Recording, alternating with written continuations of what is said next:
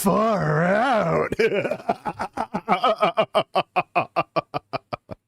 Oh man, what am I doing here?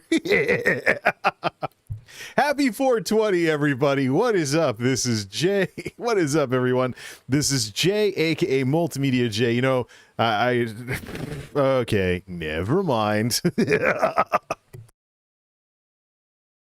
Set all lights to green.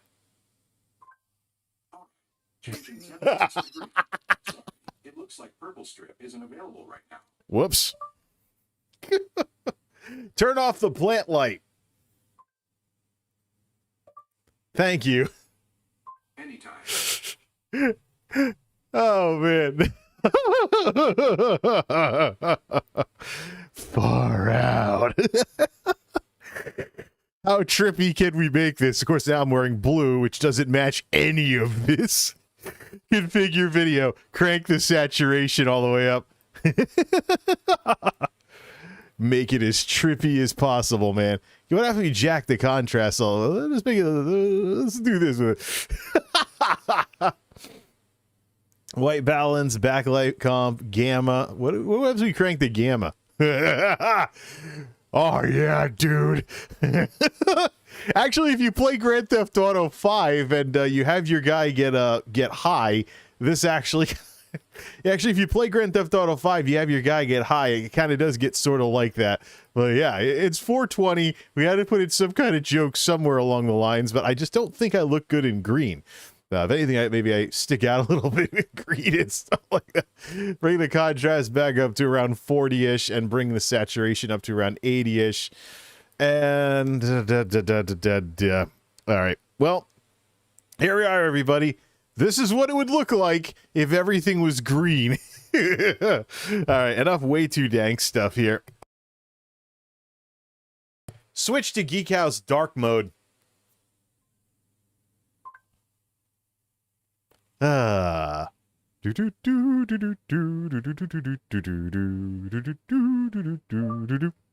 on the plant light. Thank you. Anytime. Now I think I'm getting smurfed. I messed with the colors and everything. So let me just, you know what? Let's just go back to the. Well, I hope you enjoyed my little 420 joke here. I can't even get at the settings. Properties. Oh yeah, I'm purple. I am very, very purple. And this isn't helping things either. All right, we're gonna have to restart the whole camera. There he goes, breaking stuff. Yeah. No, I think we've maybe I'm just too used to everything being green, but I think we're pretty smurfed right now. I'm actually gonna have to play with the white balance of it. All this because of a 420 joke. All this for the sake of a 420 joke. Was it really worth it? Probably not. But now I'm getting smurfed all over the place. Contrast up to around 40, saturation up to around 80. Now, where's the hue thing for color temperature and stuff like that? I think if we mess with the color temperature, it's locked. Turn it off. There we go. Actually, warms me way up. So there we go. Oh, no, we're just getting set back to. All right, we're just gonna do this. There we go. Well, there we go. Now we just warmed the heck out of everything with 6500K. So this looks somewhat normal, but I don't think I totally look like this. Let's try the hue adjuster.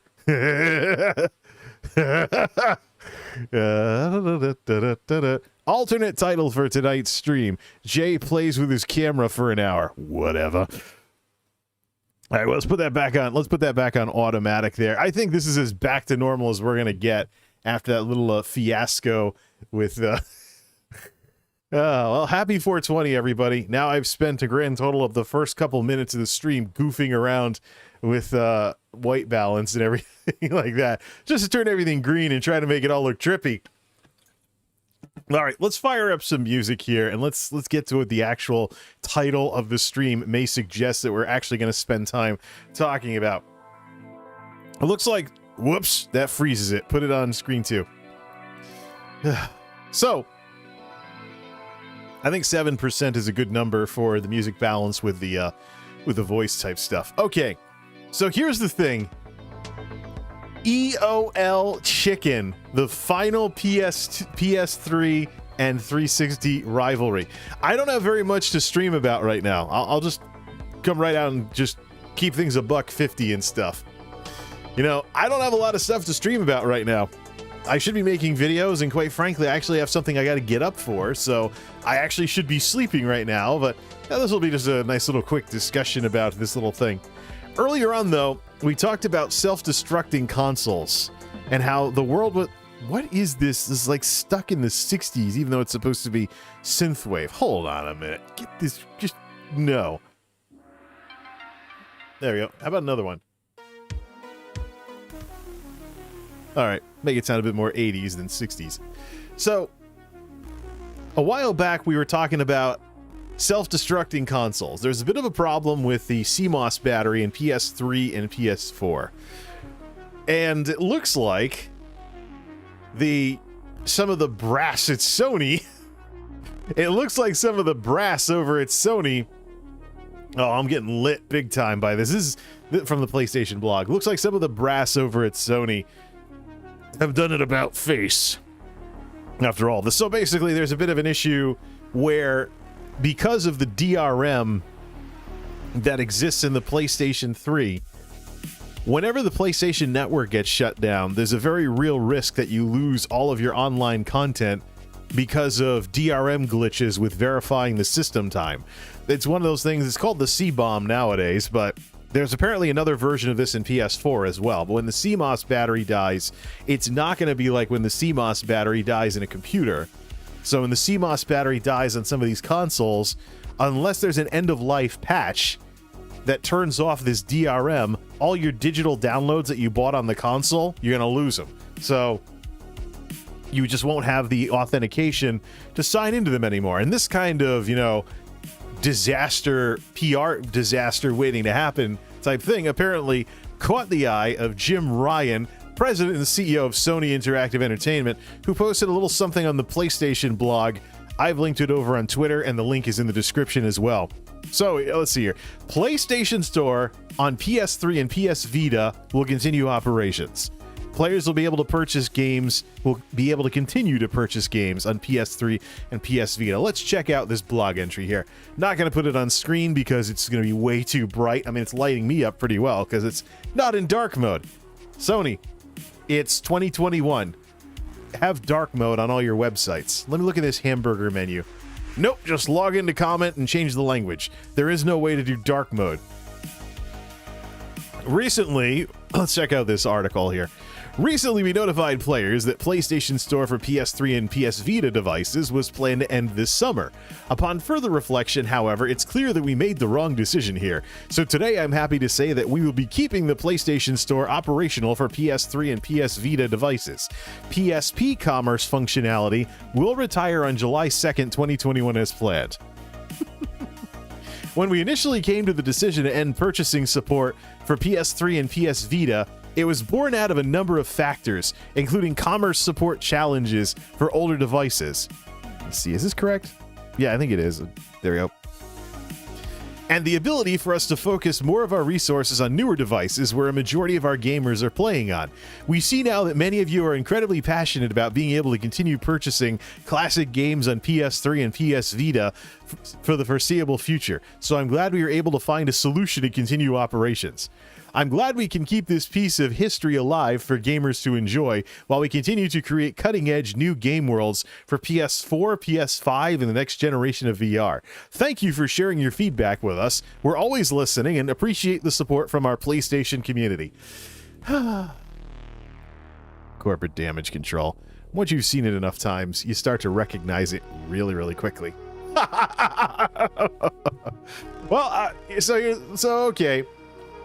It looks like the support for the online store and everything and all the stuff people are worried about with PlayStation Network is going to continue to be a thing with the PS3 after the July 2nd deadline, which is good. I mean, this is at least the tiniest sign that maybe some of the brass at these console companies are starting to figure out, hey, you know, PC gaming is something that can really cause some damage if people don't have a reason to play on consoles anymore. What even is a console? these days, but a watered-down gaming PC. So anyways, last time we showed up with a Super Nintendo.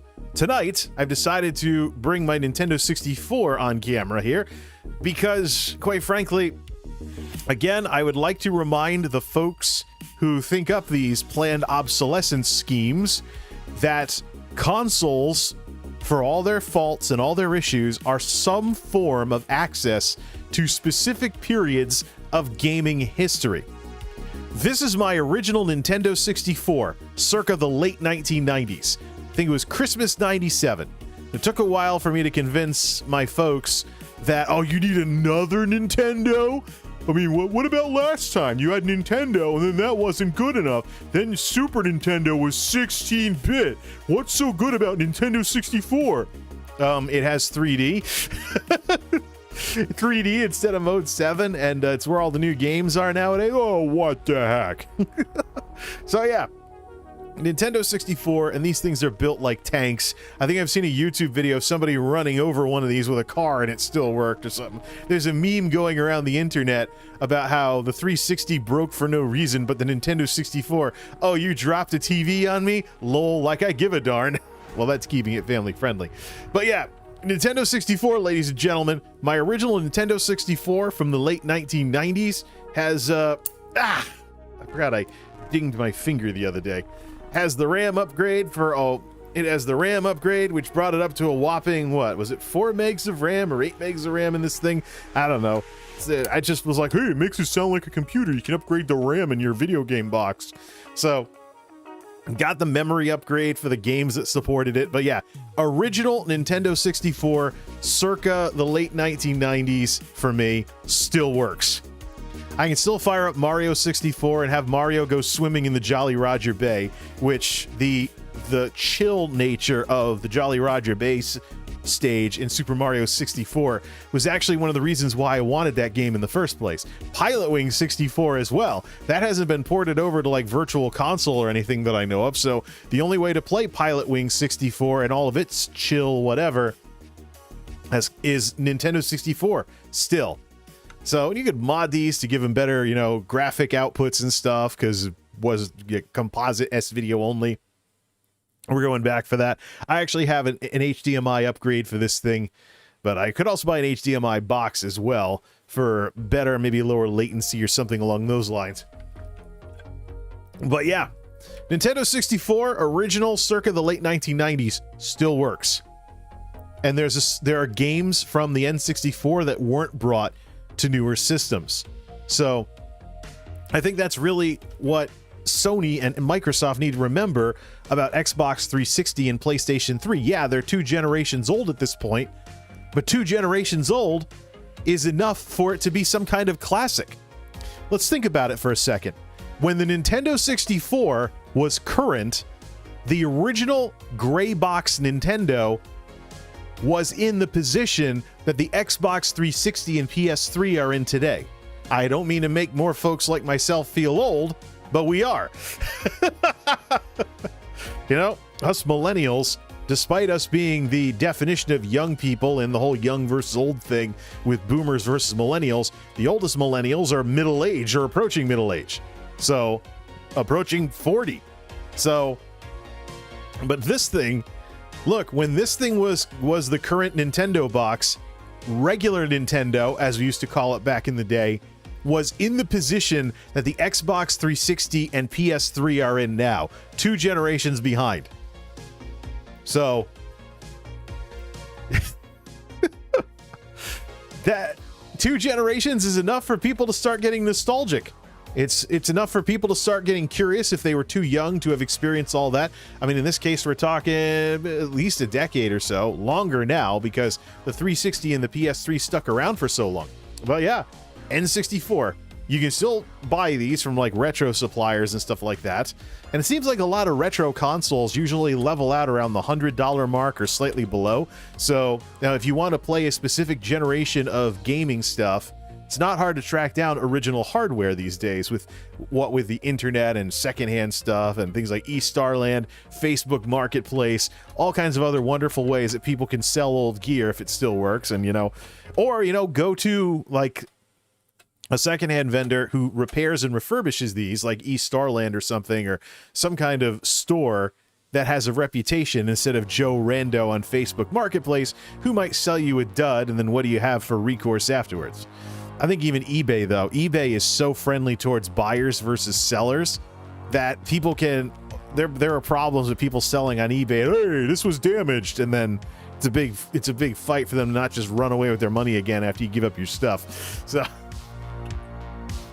I don't know. I think in today's world, even eBay is getting a little dated. I mean, eBay's kind of been undone by like Craigslist and Facebook Marketplace and stuff. But yeah, Nintendo 64, the best of the late 1990s of Nintendo games. Not every game that was on this was brought over to the newer stuff, and there might be issues with newer like Virtual Console, Nintendo Switch Online versions of games for this.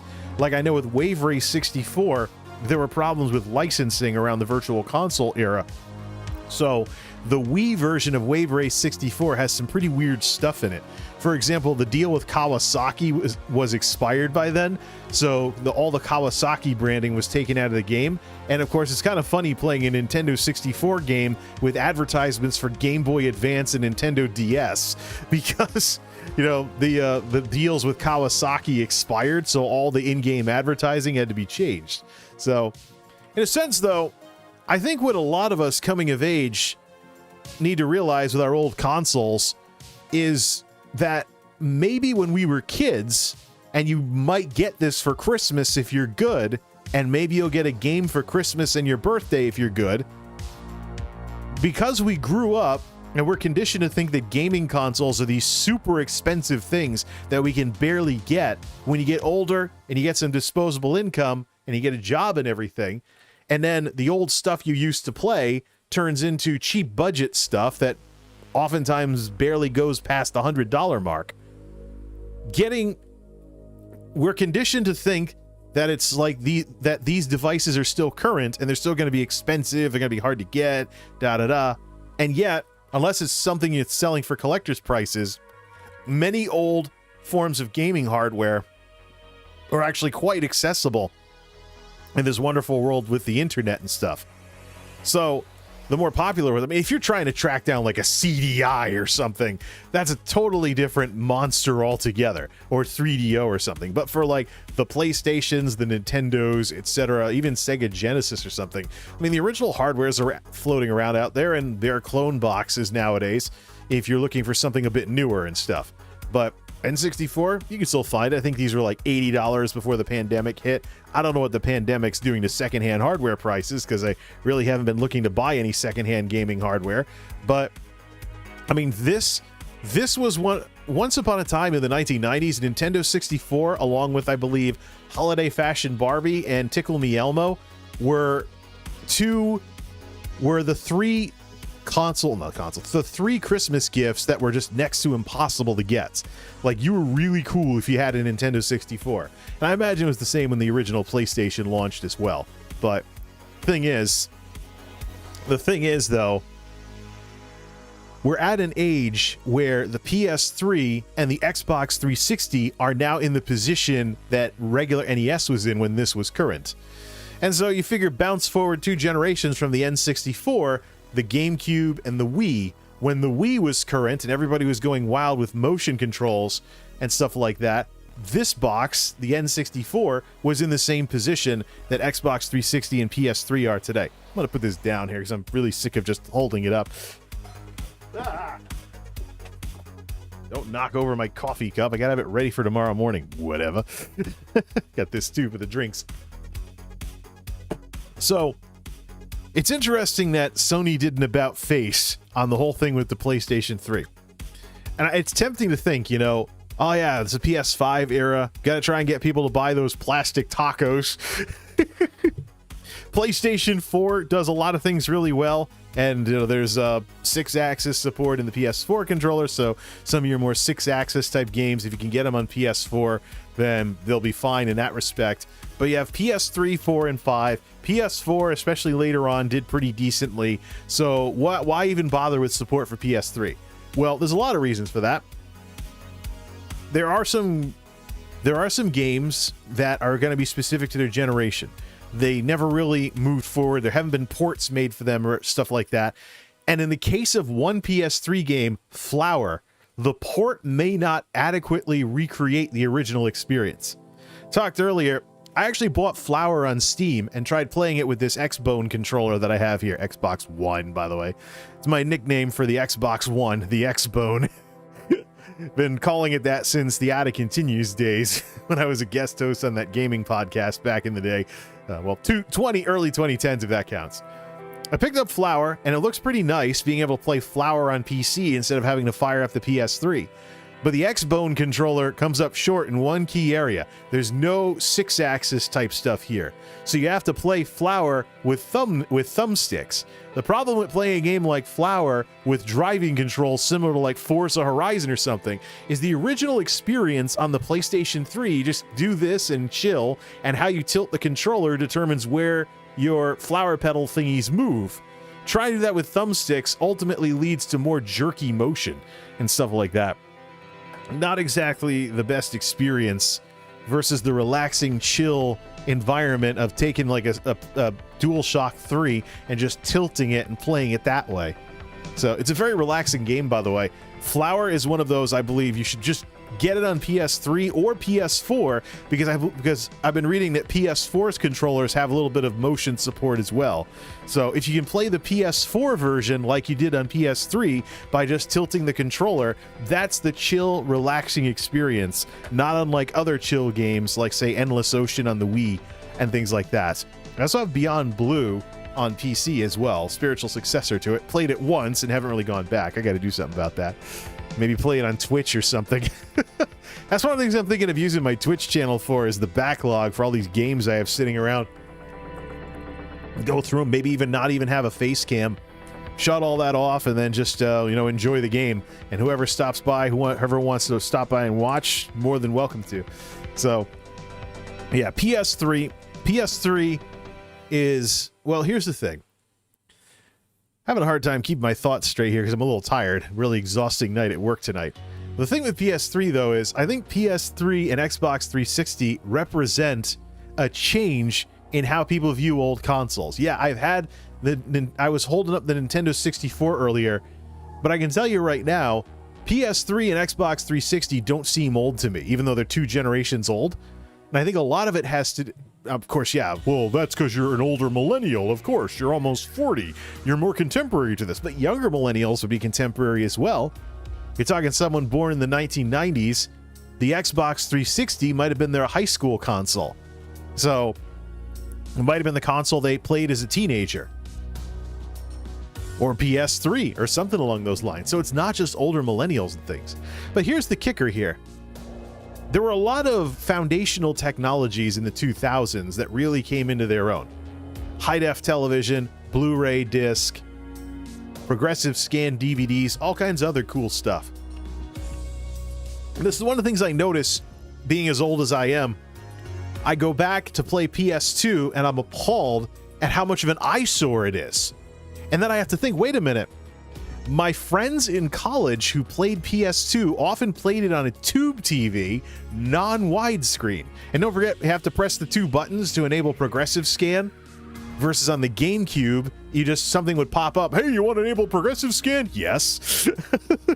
So it's crazy, but then it's over. The PS2 is over 20 years old at this point. It's hard to believe the PS2 is over 20 years old. Actually, the PS2 is old enough to drink.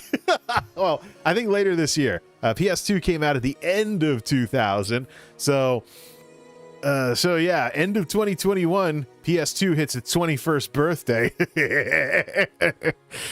I'm curious if somebody's going to try and make a viral video on YouTube of taking like a broken PS2 and just dumping like 21 shots into it or something. Bust out the hard stuff. 21 shots for PS2 being old enough to drink, baby. It's like, take all the paint off your console, for Pete's sake. So yeah, but I mean, the thing in PS2 is that widescreen wasn't a given. I mean, it was more than possible back in the early 2000s to still be doing square screen. Widescreen wasn't a given like it was in later generations. Progressive scan wasn't a given. It's so many things. I mean, the original Xbox actually did kind of pave the way for a lot of the cool stuff we have today. But I think the console that took it mainstream to the point where other consoles were trying to chase after it was the 360 generation. So with the Xbox 360 and the PS3, you're still playing on a device that runs HDMI, as long as you don't have an ancient 360 from around launch. Because I know 360, I don't think 360 didn't start with HDMI and it came in later. The other weird thing about 360 is that it was using regular DVD for its game discs as opposed to Blu-ray on the PS3. So storage differences between the platforms back then. Although PS3 had weirder hardware versus the 360 in terms of programming and stuff. But the thing is, yeah, sure, the 360 and the PS3 are 2 generations old. But even going back 2 generations, you're still playing a box that probably has an HDMI port, goes straight to your TV, could even do 1080p if the game was, you know, simple enough to do that. A lot of the PS3 games I played over the years have run in 720, but you can still get one of these things, probably from secondhand, obviously, but PS3 and 360 are now semi-modern consoles that are floating around this $100 retro console price point.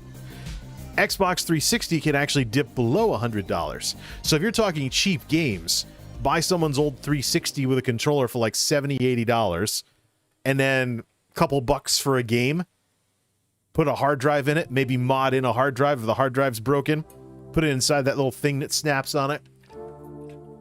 I know PS3 was designed to be more user-friendly in terms of swapping in your own hard drive, so I think newer 360s might have been a little bit better with the whole upgrading the drive thing and just pop the lid and put a new drive in or something like that.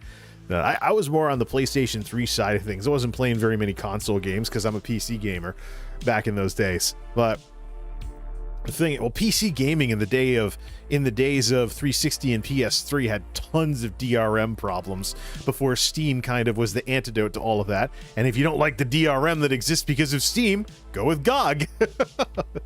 So, but yeah, it's just crazy though to think of PS3 and Xbox 360 as retro consoles, and maybe that's why there were these problems at Sony in the first place. That, oh yeah, it's old now, we can shut it down. Well, I think the closest parallel to shutting down the PS3's online capabilities would be the Wii. The Wii, however, wasn't even an HD console. It was the wimpy doodle, still running DVD resolution game console. The Wii U is the high-def Nintendo that runs HDMI, 1080p, So, yeah, sure, the Wii U pretty much superseded the Wii in so many ways. You can even play Wii games. The big reason to keep a Wii around is to play GameCube games, because GameCube unfortunately had those problems where they couldn't even keep component on it all the time. So the Wii makes for a decent GameCube player because of if you have a backward compatible one. So that's really the only reason I still have a Wii. I moved everything off to Wii U years ago. It's only for playing GameCube now. Plug the controllers into the side and fire it up in progressive scan and use an HDMI converter on today's TVs. But it's Wii to HD, The Wii U can do everything else after that. And if I ever get a Nintendo Switch, probably the revision that does 1080-60 or the one that's in the pipeline right now. Not the one that's out right now, but the one that's coming after it. I would just have that sort of stuff going on. I'm in a position now where I really should just leave a hookup for a console and then put the consoles in boxes and stuff and then just plug them in. So not have them all hooked up all the time like AVGN wannabe or something like that. So that's really the thing though with PS3 and Xbox 360 though. It seems like they're old consoles because they're 2 generations ago. But realize what you're getting if you decide to get into 360 or PS3 nowadays. In the case of PS3, you're actually getting a 1080p Blu-ray player. So not just, you pay your like $100 or something for a used PS3, and you get Blu-ray support. You get some games that'll play in 720p. If you can get better, like if you can get a it's 420, man. I'm a little out of it. If you can get If you can get a better experience on a remake or an HD remake or something, yeah, but there are some games that are specific to PS3 that don't have anything modern yet. So, and then there's some experiences like Flower and stuff like that we were talking about earlier. But on PS3, with PS3 and 360, it's a cheap way to get into gaming. There's lots of good games, and if you miss that generation, just track something down used and stuff, hook it up. So what is EOL Chicken, though? Why on earth am I calling this stream EOL Chicken? Well, there's something else that we have to keep in mind when it comes to this this PlayStation thing, and that is EOL is an IT term for end of life. And we talked last time about how Sony should just make an EOL patch that disables the DRM, so you don't have to worry about what people are calling the C-bomb. Your CMOS battery goes dead. You're still working. Your CMOS battery. Your CMOS battery. There is it. What's this article from? Loading an article here. The CMOS battery is going to be an issue, But if they make an end-of-life patch, that would probably be a pretty cool thing. So EOL Chicken. Here's the goofy part. I'm loading up an article. What's this from? This is from Windows Central. When was this written? 2016. All right. From when the Xbox 360 was no longer being produced. This was a couple of years ago. Xbox Live will continue to work for 360 consoles. Here's the thing. Sony, if they shut off the online features for... Let's see. There we go, yeah. Cloud saves for Xbox 360. It looks like the 360 services are still functioning. There might be individual games that are shut off, like if you really want to play Madden 09 or something, or some older 360 game that had multiplayer, the individual multiplayer might be shut off, or the multiplayer for individual games might be shut off. The thing is, though, what we have with PS3 and Xbox 360 nowadays is a form of basically playing a game of chicken. Which of these two console manufacturers is going to turn off the online first? You know, I remember the console rivalry back in the day. I remember the Chad Warden video that went around YouTube. PS Trizzle. If that's still out there somewhere, I'm gonna put that in the in that classic YouTube playlist I've been making. I found RMake21's response to Chad Warden off of the RMake archive, but I'm looking for the original Chad Warden video where he's making fun of the PS3. Or no, he's making fun of the Xbox 360 and the Wii because of he had PS3 and you didn't. That kind of thing. But oh yeah, so I know there was the technical issues with the PS3 versions of games, and then the PS3 was people using it for folding at home, and it was smoking most of the computers of its day. There's a lot of nostalgia attached to Xbox 360 versus PS3. And in more recent years, Xbox 360 and PS3 are those little gaming boxes that I'm hearing people make nice videos on YouTube about. If you want to get into cheap gaming without buying an Xbox One, get a 360. There's still quite a bit of good things you can play for it. Yeah, well, that's the thing. I mean,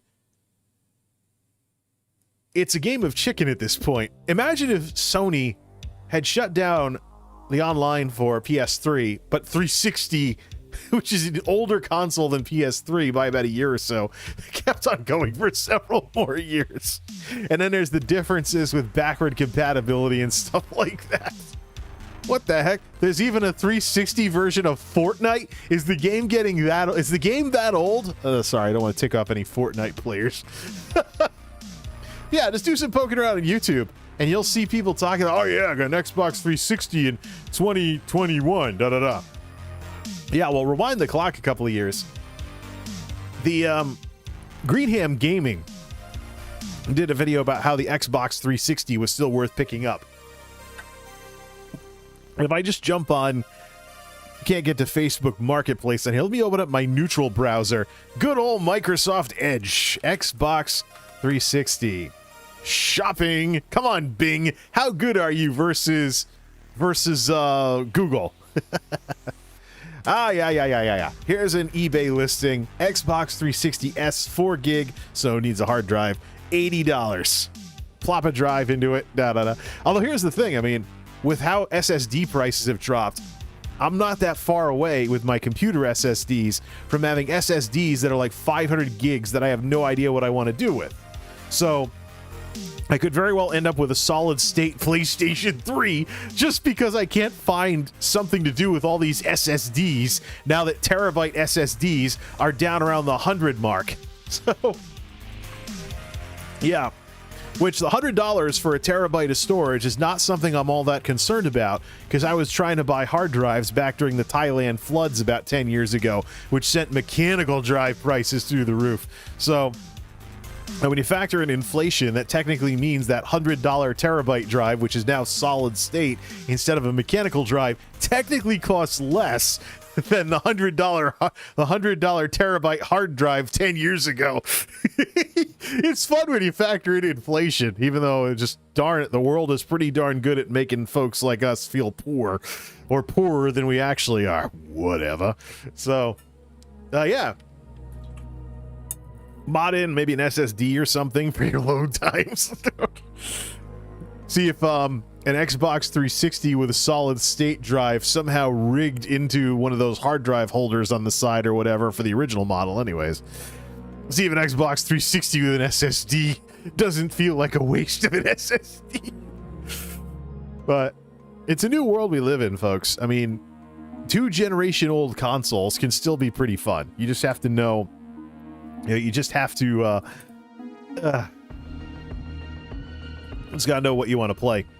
And this is what I think we got to remember with these consoles, especially when you're thinking of, differentiating them and stuff. Like, what about PS3 versus PS4 now that the PS5 is out? What do we do with that kind of stuff? I think it's important to remember, and this is something that President at Sony might want to think about with regards to EOLing the PlayStation 3. Number one is a game of chicken with the EOLs for Xbox Live for the Xbox 360. I think it was shut off for the original Xbox, but I haven't seen anything about no more online for Xbox 360 yet, despite it being over 15 years old at this point. So, still looking for that. If there is an article on there, I'd love to see it. But until then, you've got some functionality of some sort online, which means maybe being able to buy stuff through an online store or something. Oh, Walmart. $264. Wow, that's high. Most secondhand stores. Hey, how about let's see, what about Lukey Games? Let me look up Lukey Games, see if they're selling systems. They're a secondhand shop in Florida. Systems, Xbox 360. Ooh, I can buy LukeyGames.com. I can buy a PS2 memory card, first party, no Mad Catz crap, for $10. I think when they were new, I could buy them for $10.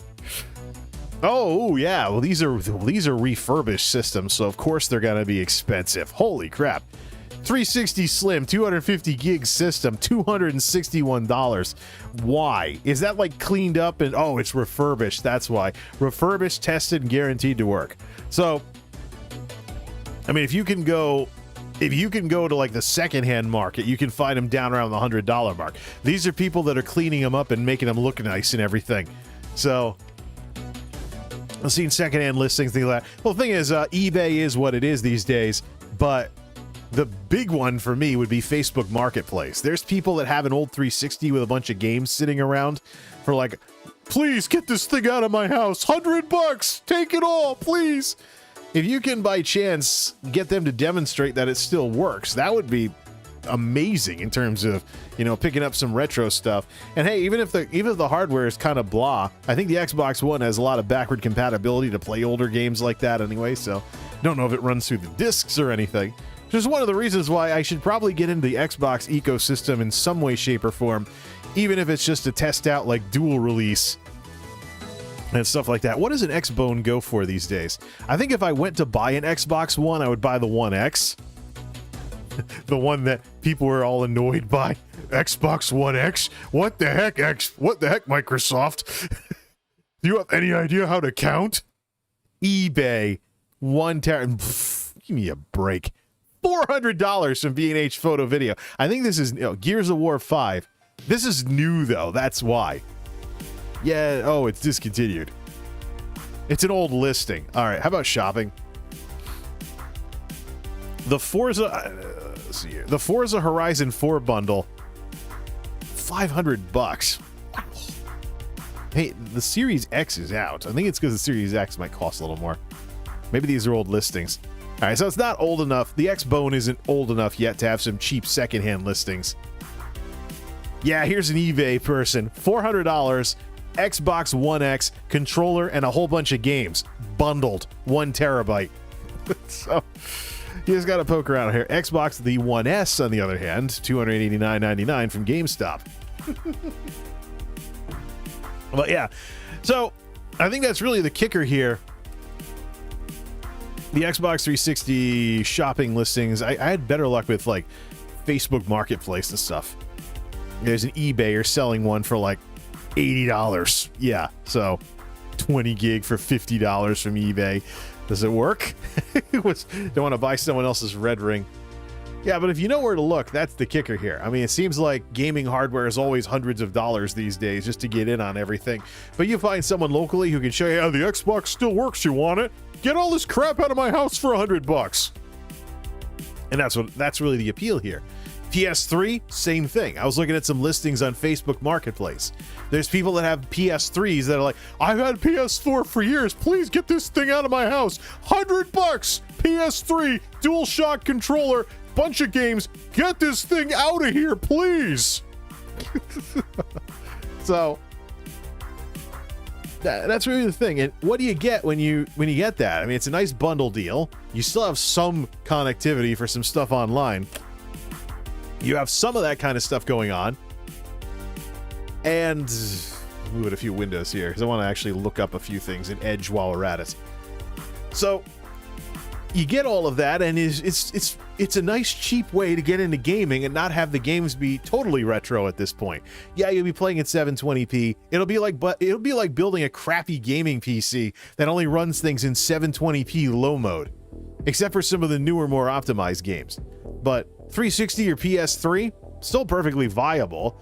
If you have a 4K TV, maybe the 720p looks like an eyesore nowadays. I'll tell you right now, though, the main reason why I would play anything on Xbox 360 or PS3 is it's specific to the generation and never got remade. And that's why I have some of these games from PS2 and PS3.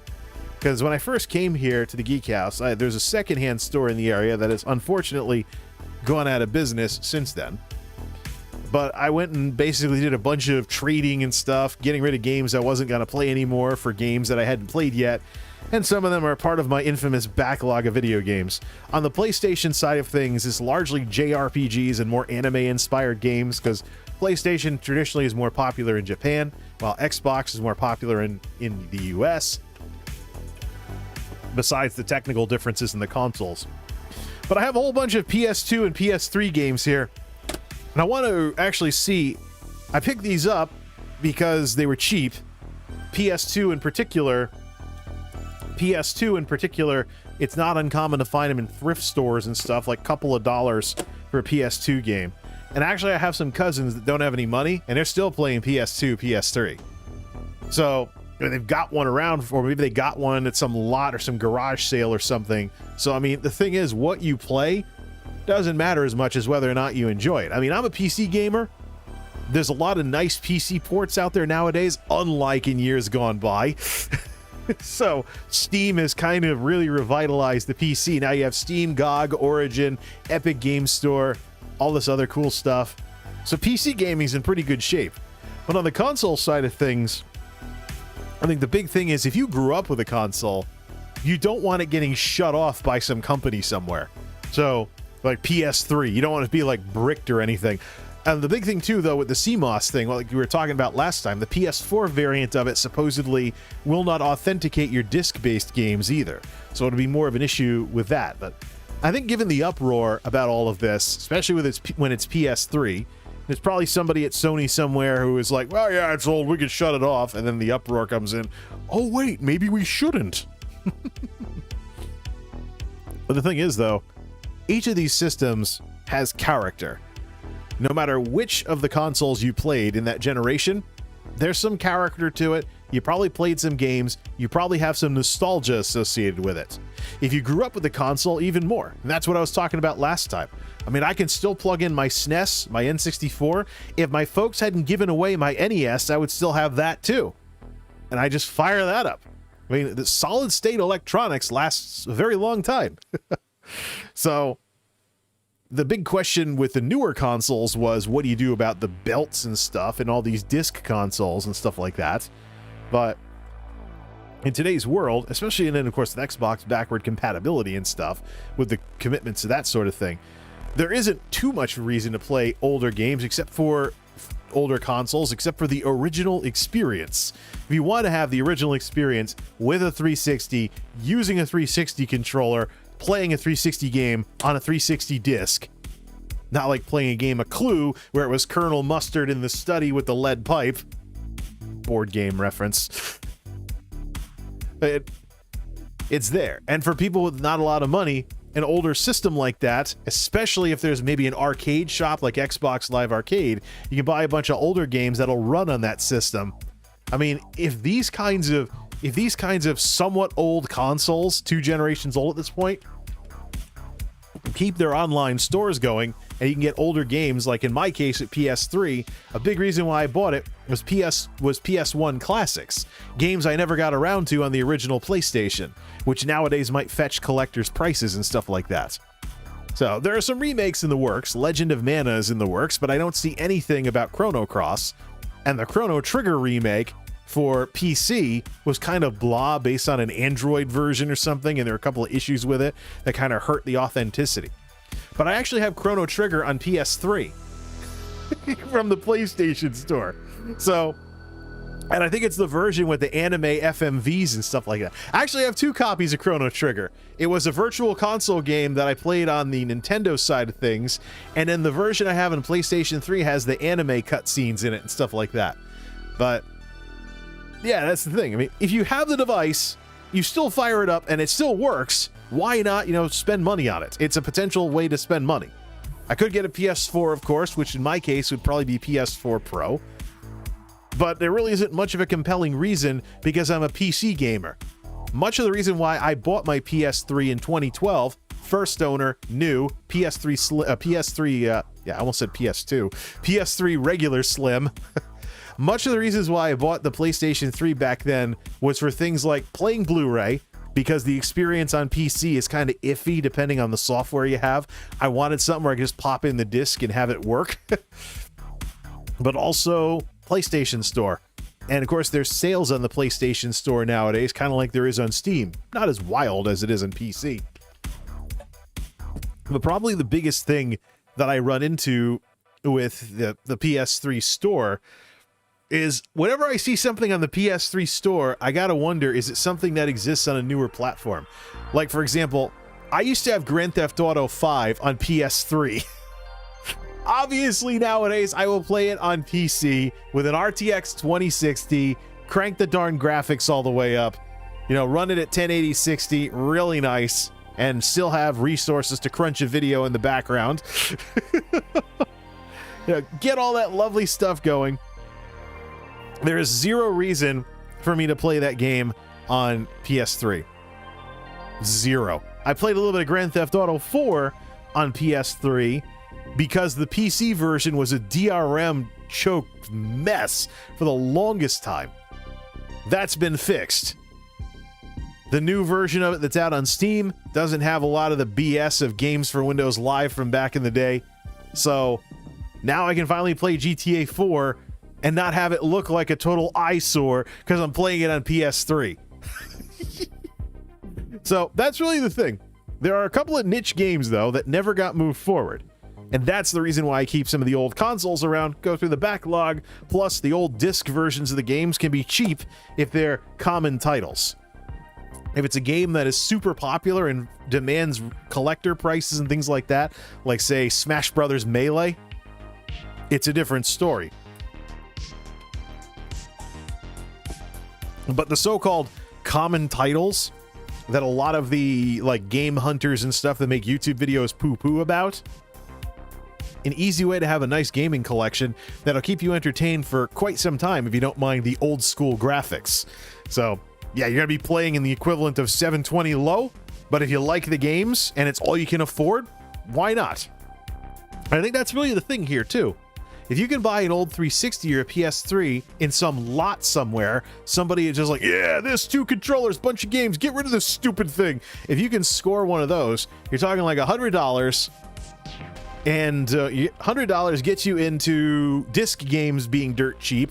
Buy, you know, old 360 games or whatever, put a new hard drive in that sucker, or upgrade SSD, whatever, man, and have some online functionality. So you can buy stuff digitally for that big SSD you just put in your PS3 or whatever. That's the draw. We live in a day and age where big screen entertainment for video games is something you're going to be spending hundreds for, and the prices keep on going up with the new technology. Oh yeah, sure. The Series X kicks ass, and it's like, what, 500 plus? I predicted that too. I was like, hey, these things are basically computers. They're probably going to cost as much as computers. My upgrade to Monolith in 2016 was around $500, and that was with like a case and some stuff. I brought a few things over. My next major hardware revision of my main system, I'm thinking of buying another case from Fractal Design because they've made a huge Define 7 XL. Love that. That'll put $200 onto the cost of everything. But other than that, you know, drop $200 for the total. I mean, you could spend hundreds and get a pretty beefy upgrade in today's world. 1 terabyte Series X. Don't know if it's in stock or not from some tech site. Lenovo is actually selling these for some reason too. $500,000. Yeah, see? It's just, for people that don't have as much money, how can they get into some kind of semi-recent gaming without it costing $500,000?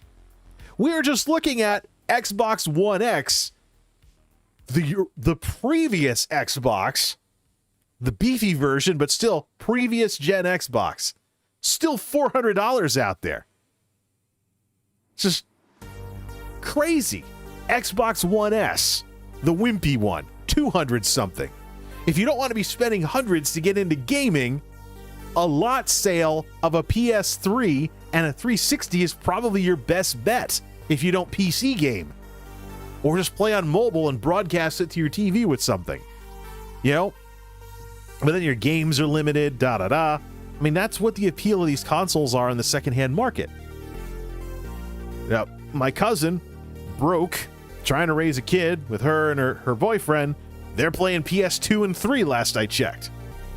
They have no reason to upgrade because they just need something.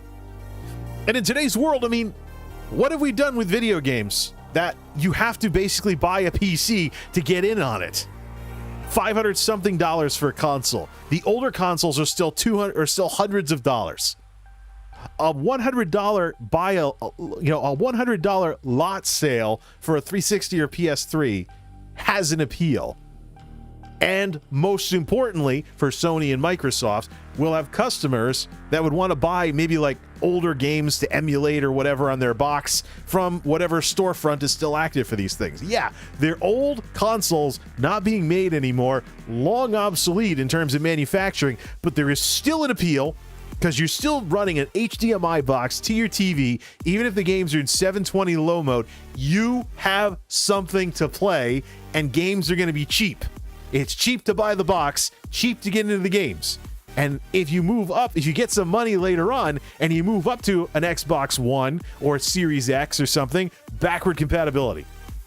Which on the Sony side, I don't know what the deal is with Sony, what they want to do about it. That's their choice, but I can tell you that I've been very impressed with some of the stuff that Phil Spencer and the Xbox team have done since that horrendously embarrassing... Ooh, clipped. Whoa, easy there, Mike. Horrendously embarrassing launch of the original Xbox One. Yeah, remember the Betamax player? The big square thing that was supposed to have DRM all over the place to where you couldn't even, like, have your friend borrow your game without some kind of stupid authentication thing, and Sony made fun of them? Here's how you share a PS4 game. Thank you! So, I think really, though, older consoles are changing. Once upon a time, the new console would do 3D, the old console would still do 2D. And that's what the difference was. But some 2D games have been making a comeback. PC, Steam, etc. Shovel Knight. How about the Shovel Knight phenomenon and how great that was? How about all the Metroidvanias out there? How about the games that are basically inspired by Castlevania Symphony of the Night? You know, so graphics don't make the game. That means even more now than it ever has. And we can thank mobile too for some of this, getting people back into 2D gaming all over again. So you have all of this. You have all this stuff going on. Well, in my day, back in the day when I walked uphill both ways in the snow to go to school. Back in the day, old console was synonymous with crappy graphics, can't do 3D, stuff like that. Today, old console will still do HDMI, still hook up to your modern TV, still play some 3D something or another, and in today's world, still have an online storefront you can buy stuff from. So, it's a different world, and I think that us gamers, as well as the brass at Sony and Microsoft who've seen this little debacle go down with the whole, you know, we're shutting down the PS3 store. We need to stop and really ponder, yeah, we're old. The world has changed. We need to get used to this new world that exists nowadays, not the world we grew up in, not what our standards are based on, because we kind of go back a little way, so to speak, you know, back in the day. Anyways, the reason why I have all these games here for PS2 and 3 is I want to see if there's any kind of modern way of playing them. Otherwise, I need to play them on original hardware. And that's one of the reasons why I still have the original hardware. Actually, let me check one game that I've played on PS2. Let's go to Google for this. Not trying to be totally Mr. Bing dude here. Oh, shut up about using Chrome. I'm using Microsoft Edge. Castlevania Curse of Darkness. I played that on PS2 quite a bit. Has it ever been redone? No, PS2, Xbox. Yep, no remake or anything, right? Is there anything in the works for Steam? Nope. Let's see. The Castlevania Anniversary Collection is on Steam, which has Mute. What games did that have in it? Castlevania, Castlevania 2 Simon's Quest, Castlevania 3 Dracula's Curse, Super Castlevania 4 Castlevania The Adventure, Castlevania 2 Belmont's Revenge. Is that the Japanese version or something? Castlevania Bloodlines, Kid Dracula was never released in English, and History of Castlevania Book of the Crescent Moon. So, yeah, there's some Castlevania games from the PS2 era. You still want to get a PS2 in order to play them. So we checked that out. All right, here's most of the games I've gotten for PlayStation are, I play JRPGs and stuff like that. Don't know if I ever will again, though, with my involvement in MMOs. But I really like games with really good stories. I had a sitter who was really into JRPGs when I was growing up. One of the last sitters I ever had before my folks let me stay home by myself all the time. She was one of those, back in the day, the stereotype of the girl gamer, for all those people that were into that garbage. All they ever do is play puzzle games and RPGs. Yeah, well, this was a sitter who only played puzzle games and RPGs for the most part. But, you know, she had the last laugh, because here I was, teenager, blowing through Mario 64 in like 2 weeks, and my dad was like, hey, you know, maybe you're just too old for these kiddie games. Yeah, whatever, Mr. Atari guy. And so, for a while, the question was I getting a little too old to be playing games like this? Was I just blowing through them too quickly because it wasn't a hobby for older folks? Then I was introduced to JRPGs, and the whole one game for months totally revitalized my interest in gaming. And it really got fun in college, too. You know, if you're buying like a game every X amount, whatever, when they're still pretty expensive, that adds up, as opposed to one game for months. In my case, Elder Scrolls Morrowind was one game for like over a year. I beat the game and then modded the living daylights out of it. Played it kind of the way I play ESO now, where the whole live another life type thing. Tinkering with mods, just doing random stuff in the world, doing some obscure side quests I never got around to. All that lovely stuff. Let's take a look at some of these games. So this is Ark the Lad. Helps you can see it. Ark the Lad, Twilight of the Spirits on PS2. Was this ever redone for anything? Ark the Lad, Twilight of the Spirits. Looks like it was redone on newer it's on the PlayStation Store. Is that on what console, though? Could I get that on PS3? It was originally for PS2, but I'm seeing something in here for the PlayStation Store. Which PlayStation is that available on? PS2 system with 1080p up rendering and trophies. Additional enhanced features include SharePlay. PS4. Well, maybe I should consider getting a PS4 again for the digital stuff. Or I could play this on original hardware and it'll look like an eyesore because it's PS2. Star Ocean, Till the End of Time. Remember, these were games that I bought because they were like a couple dollars each. So they're PS2. There's like in secondhand shops at the time. Star Ocean, Till the End of Time. I have it on PS2. Is there something where it was PS2? Yep. Is there anything in the PlayStation Store for it? It's got different cover art too. Interesting. Must be different cover art depending on when you bought it or something. JRPGs, was there ever any kind of remake or re-release for it? Can't find it. Interesting. Maybe I should look up the PlayStation. Maybe I should just look up the PlayStation Store. Because unlike, say, the Nintendo Store, there's a spring sale going on. Wonder where they got that idea from. Steam. Like the Steam summer sale, huh? Hurry up, Sony. Get that spring sale done before all the PC gamers go shopping. All right. Star Ocean. Are there any Star Ocean games on the PlayStation Store? Star Ocean Till the End of Time for $20 on PS4, as opposed to getting the old PS2 version for like a couple of dollars or whatever it is.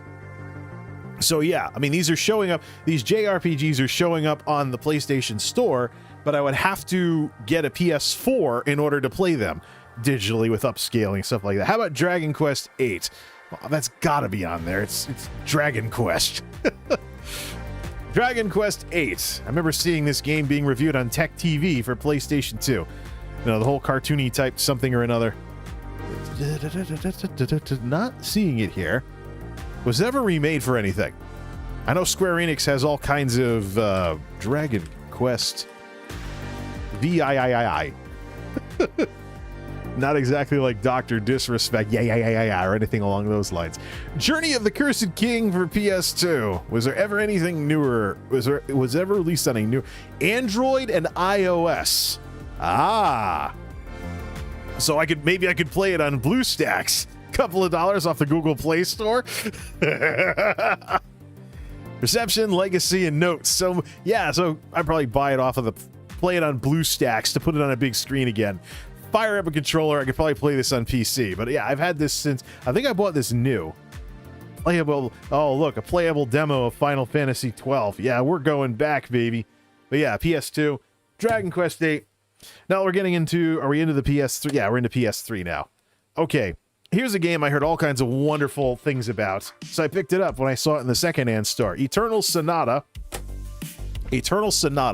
Tie-ins with JRPG type stuff and classical music. Sounded like a cool combination. Bandai Namco, Xbox 360 and PlayStation 3. Well, we have the PlayStation listings open here, so did this ever make it onto the PlayStation Store? Eternal Sonata. I'm seeing a bunch of Doom things here, so nope. Yeah, so this is PS3. There you go. Reason for me to keep my PS3 around. I have one game I gotta play on it. Is it on Steam or something? Hey, we have a visitor. What do we have here? PC, yeah, there's also, don't forget, emulation too. I actually still have a PS2 Slim, but yes, there are emulators for PS2 that allow you to run PS2 games upscaled and everything. I've seen the tech demos for that kind of stuff, and actually Tech Syndicate, I remember, was joking about that back in the day. That The Tech Syndicate guys back in the day used to joke about how they could play like 7 or 8 different consoles, including some newer consoles with disc games on PC. Like, oh, I got like 7 different consoles controllers, and they all work really nice on my PC. So, let's see here. Tales of Xillia. Yeah, Tales of Xillia. More anime type looking something or another. Did this ever make it onto the PlayStation Store? I think that's really all that matters here, is whether or not it's a Namco RPG. Interesting. Tales of Xillia. Did that ever make it onto Tales of Zestria, if that counts? Tales of Berseria, PlayStation hits. Tales of Vesperia. Well, plenty of anime-looking type things here, but right. So much for that idea. Another game I need to play on PS3. All right. Tales of Symphonia Chronicles. Did this ever make it? Oh, do a Google search too for that other game, Tales of Xillia. Let's do another Google search, see if it ever came out on something newer. Let's see, but this is Namco we're talking about. I know that Square Enix is going wild with porting absolutely everything over to PC. Let's see here. PlayStation 3 era. Yep. PlayStation 3. I don't even think I've ever played this.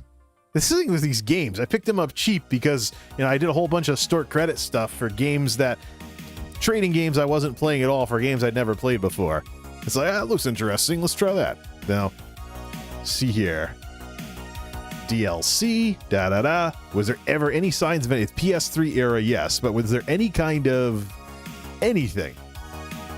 Notes and references.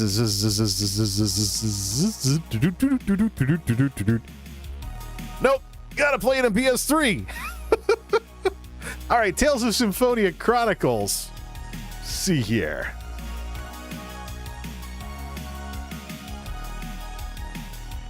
I see a reference to PS4.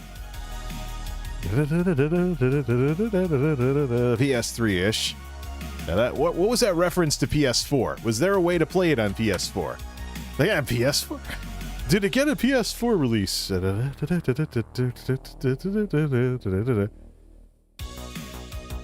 Tales of Symphonia Chronicles from delisted games.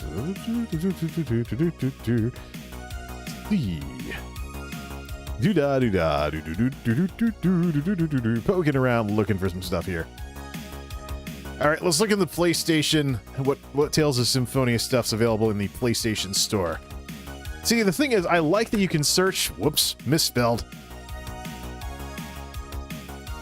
I like that you can search these console stores to see if it's on there, and they're like, maybe I should buy a console to play it.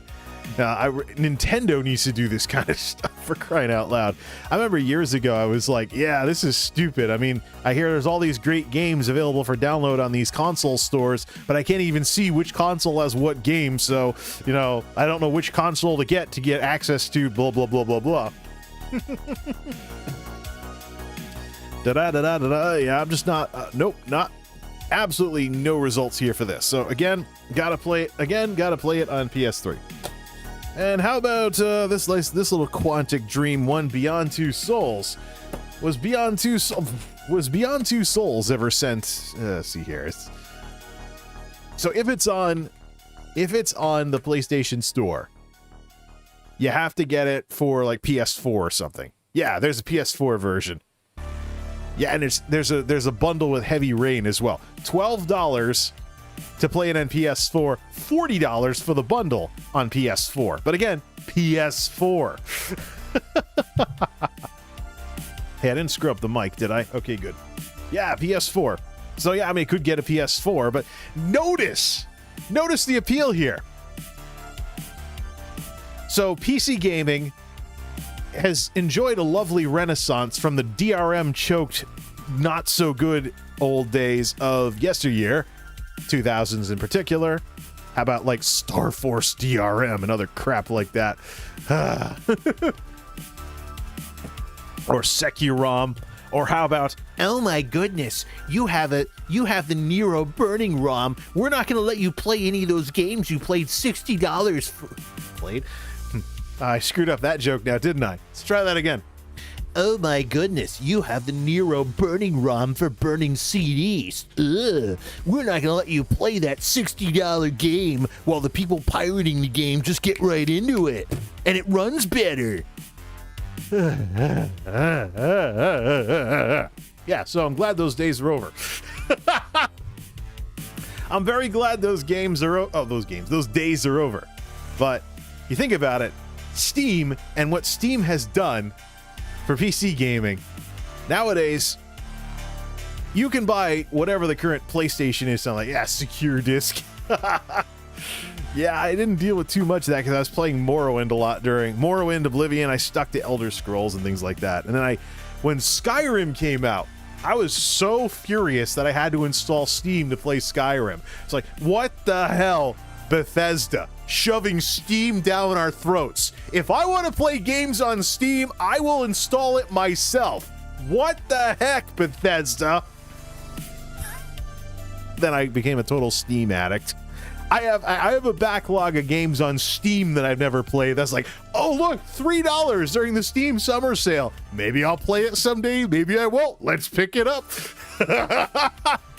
It's all part of my persistent problems with backlogs with video games these days. I mean, I play ESO as my main game. I have half of mine to cancel all my MMO subscriptions and blow through some of these games in the backlog. Don't know if I want to play them or stream them though.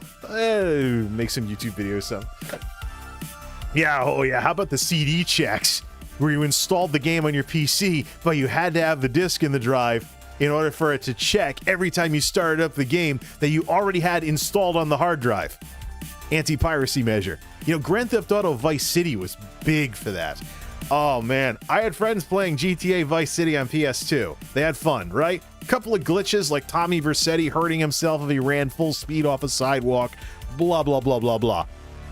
But on PC, oh man, you're in the middle of a mission, you got a 4-star wanted level or whatever, and you go to get out of your getaway car and the whole game stops for 30 seconds while your CD-ROM spins up.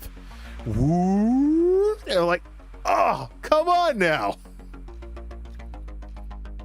Crazy, man. CD checks, don't miss it. CD-focused PC gaming, don't miss it. No? I don't care if CD games these days are install discs and stuff like that. But yeah, Beyond Two Souls, it's a Quantic Dream one. Heard some good things about this. Found it cheap, picked it up, PS3. We can get it off the store if I want to play it on PS4. I'm guessing there was never anything beyond that. Yeah, I think it was PlayStation, Microsoft Windows. There is a PC port out there. Well now, is it on Steam? So maybe, yeah, there is something on Steam here. Yeah, ooh, nice. Sweet. It made it over to Steam. So yeah, okay. How much? I paid $14 for this back from the secondhand shop. Wow, man. So yeah, play it on newer console or PC. So this I might not need. So Beyond Two Souls, I might not need the PS3 for anymore. But then you have to just ask yourself, I already have the darn game here. If I want to experience the content instead of spending money again and then maybe trying to sell this old one, why not just pop the disc in and play it the regular way? And that's really the thing too.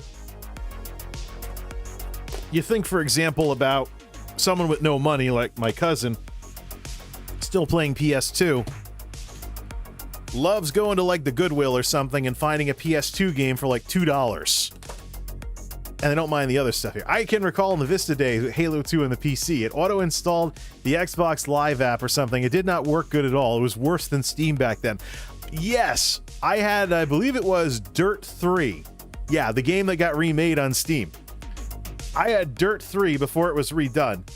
Dirt 3 was redone on Steam because the Games for Windows Live version was such a disaster. But hey, it's the reason why I wound up getting my first Xbox account, because I didn't have a 360. Because, Red Ring of Death. Yeah. There were some other engineering issues with the 362 that kept me away from the console. Like, for example, the disc scratch thing. And I'm not talking turn the thing sideways, but the early ones were missing, like, rubber around the lens or something. There was a BBC documentary about it or something. It's probably still out there. It might even be in my classic YouTube playlist. So, there was an issue where, you know, your game discs would scratch because of just the drive and the way it was designed. Just too many cut corners. But when you're on top of the world, like the 360 was with console gaming back then, you kind of can get away with stuff. And that's one of the reasons why I wound up on the PS3 side of all of that. But yeah, so here we are with some PS2 and 3 games. I could get some newer ones, or I already have it. I already have these, and these are cheap. So if I don't mind the graphics being 720p on the PS3 side and standard def on this, unless I mess with that emulation setup, then the point is I already have all this stuff. Why not just play it? Because I already have the stuff for it. And of course I'll be, you know, with the whole thing with the SSDs and stuff. I've got such a robust SSD collection now, is getting to the point where I'm going to have an SSD just sitting around 500 gigs that can go into the PlayStation 3. It might be a waste of an SSD, but 500 gig SSD. I think I have a 500 gig hard drive in there right now. $60-something for a Samsung Evo, 500 gigs. So, why not make all your consoles solid state at this point? Oh boy, wouldn't that be nice? Put a Samsung 870 Evo inside a PlayStation 3. Oh man. And I thought putting a SSD in a horrendous netbook like rubbish was a crazy idea. Oh man, oh man, oh man. What a world we live in. But yeah, getting back to the actual reason why we're having this discussion. EOL Chicken. That would be End of Life Chicken. It's the final rivalry between the PS3 and the 360. I know that, you know, the console wars and all that other stuff from back in the day was the thing. My Pentium 4 overheated and died. I'd like to test an SSD on that. Well, the netbook I have has an old school dual core AMD C-Series APU from like 2012 or so. It was fun having 5-hour battery life on a computer that could barely do anything back in the day, but it's really kind of outworn its welcome. Trying to get it to work as like a YouTube player device, but I don't even think it has the CPU to handle that. Or you could try some new thermal stuff in case it's thermal throttling, but it's an old processor. Almost 10 years old, 2012. Which means it was probably made sometime in 2011, so it probably is 10 years old. Takes a little time to get things through customs. It was originally built for Windows 7. But yeah, so EOL, End of Life Chicken. That's kind of the game that Sony and Microsoft are playing with these two old systems here. But they do have their value. There'll be somebody out there that doesn't want to spend hundreds of dollars to get into gaming. They'll probably still pick one of those up secondhand for some lot sale or something. Please get this out of my house. $100. Take a bunch of games, controllers. Get it out of here.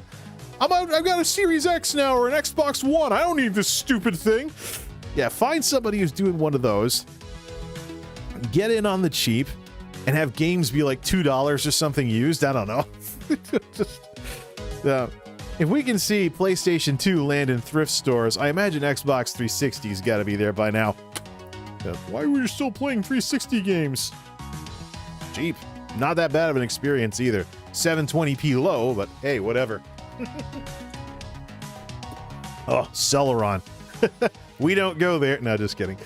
But considering the rivalries that these two consoles have had over the year, the game of chicken between Sony and Microsoft on when to disable the online stuff, that's going to be interesting to watch.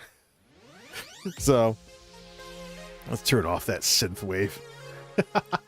It's going to be the final rivalry, and that's what is going to be, that's going to be interesting to watch here. Let's see, is there somebody that we could stop in and visit? Is there somebody we could raid? Let's take a look at that here. See, is anybody who's live on YouTube right now? We'll check YouTube first, then we'll check Twitch. Maybe I'm pretty wound up. I gotta chill out. I'm actually supposed to be getting up earlier because of this other stuff. Tom Bob Blender. He's doing a few things here. Otherwise, it's ABC News, NBC News. Nobody in the list and stuff. and things along those lines. So, how about Twitch? Twitch side, on the purple side of things. Who's live right now? Someone chill. Is Vindalia still streaming? Yeah, she is. So, yeah, I'm pretty wound up. I got to wind down and get some sleep. Indie Fox, by the way, is she doing a hot tub stream again? Oh, no, she's doing music. Grab a link. Let's grab a link here. She's the polar opposite of me. She's usually relaxing and just goofing around in ESO. Twitch.tv/Vindalia if you want to stop by and say hello as I try to wind down because I really should be sleeping right now. I actually have some stuff to get up for in the morning. I actually have some stuff to get up for a change, but I just had to talk about this whole thing with this game of chicken between the 360 and the PS3. Hey, I think these two companies should keep it going as long as possible. I mean, it's a great way to get into cheap PC gaming, or PC. It's a great way to get into cheap gaming nowadays. And with gaming constantly getting more and more expensive to get into, I think there's probably going to be a new lease on life for these 720p low consoles, because it's one of the few ways you can get into having a decent game collection without spending a ton of money just for the hardware. I think that's really something that, other than the Nintendo Switch, of course, I think that's really something that these companies need to really take a good long look at. It's the Clash of the Titans. Well, actually, you know, there was a joke a long time ago, back when Sylvester Stallone made the Rocky Balboa movie about Rocky in his 50s, and people were like, that's getting ridiculous. Rocky's getting too old to really write a story around. People were joking about Sylvester Stallone and Mr. T making a movie about Rocky Balboa and Mr. T's character from Rocky 3, you know, boxing in a nursing home or something. So that's really what this whole thing with 360 and PS3 look like. But it is definitely the last great rivalry when it comes to this whole thing with this stuff here.